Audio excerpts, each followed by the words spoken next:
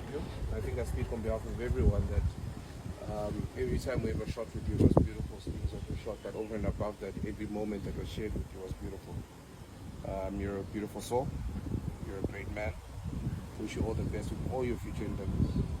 I'm not saying this because it's goodbye. We're obviously going to bump into each other in the streets, but for your tenure at Scandal, you've been amazing. So I just want to say thank you. And let's just give him a round of applause, please, guys.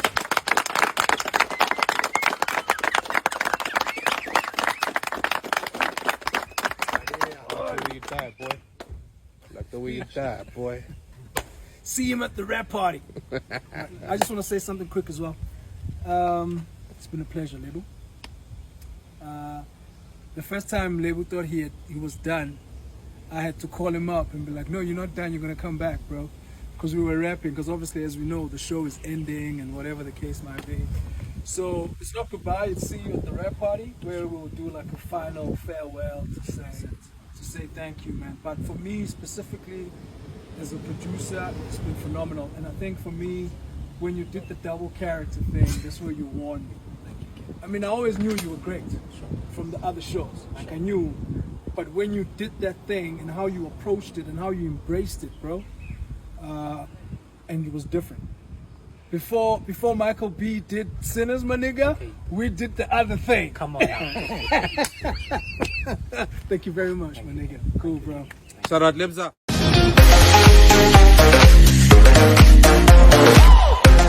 Welcome back to Sunny Live Show, and thank you so much guys for tuning in. Well guys, I'm back again with the Mzansi Soap Stories, and namhlanje sikhuluma nge-e.tv scandal. Niyazi guys ukuthi indaba ezibuhlungu ukuthi scandal siyaphela ke mhla ka-26 June. So kuzongena ke istory esisha esingakasazi ukuthi leso story esisha sithini. Abantu ke lokhu bekhale njalo bakithi inkundla zokuxhumana bakhala ngokuthi kodwa iscandal singahamba kanjani sisithanda kangaka, asikhanselwanga like ama writers nama producer vele decide ukuthi hayi shem, it's been long. I assume guys, or I'm suspecting ukuthi istory songena sibhalwe ibona labantu laba kade ke bekuslot scandal. So guys, izolo ke kwenzeke into ebuhlungu kakhulu ekade ke singayilindele njengababukeli. Ngize ngathi mina engazi ukuthi so uyothi phela le season kobe ngasekho umuntu sekufe wonke umuntu, because bonke labantu laba baneyinkinga nje bathinteka ezintweni ke 80s.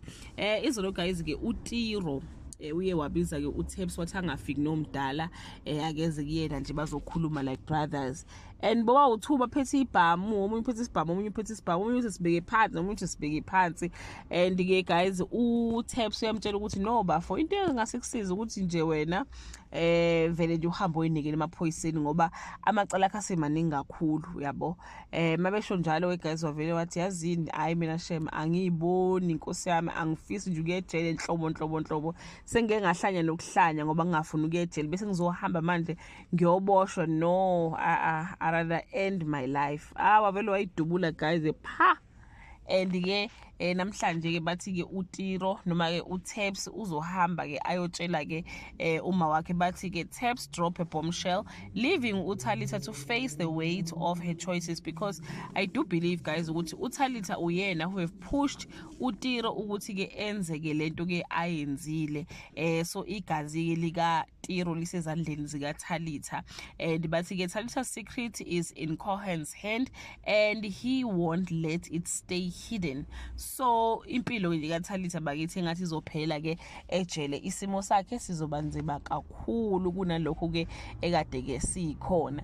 That bring us to the end of this video. Do leave your comment below and share your opinion ukuthi ke wena ufisa ukuthi ke le story si unfold kanjani. Bye.